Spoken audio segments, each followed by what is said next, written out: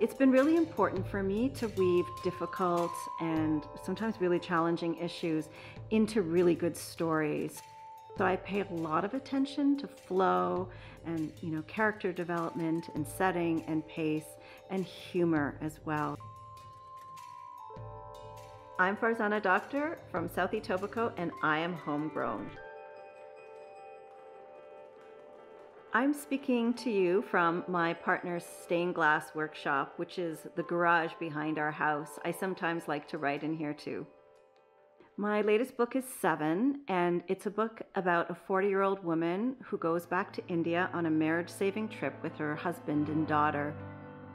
And she expects she's going to be spending her time researching a revered elder, but in her small, very insular community, the community that I was born into, there's some debates happening around gender-based violence, and she's got to figure out where she sits in all of that.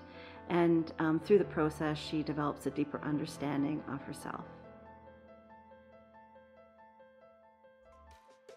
Social justice issues have found a way into all of my books because besides being a writer and a psychotherapist, I'm also an activist. And I didn't intend to write 7, but I was involved in some activism around the issues in the book. And what I was finding as I was waking up in the morning, as I was doing some free writing, is that these fully formed fictional scenes were sort of coming out onto the page. And by the time I had about 20 of those scenes, I realized that I had the beginnings of a novel.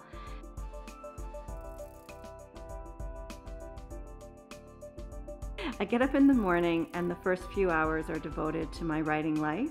And somewhere in the middle of my writing day, I will head off for a walk to the lake.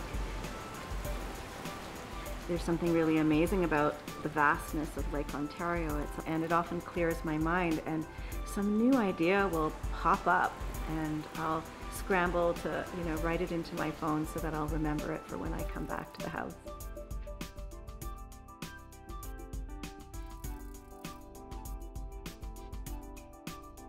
It's pretty mind-blowing to imagine that the work that I do in the privacy of my own home somehow manages to find the way into hearts of people all across the globe.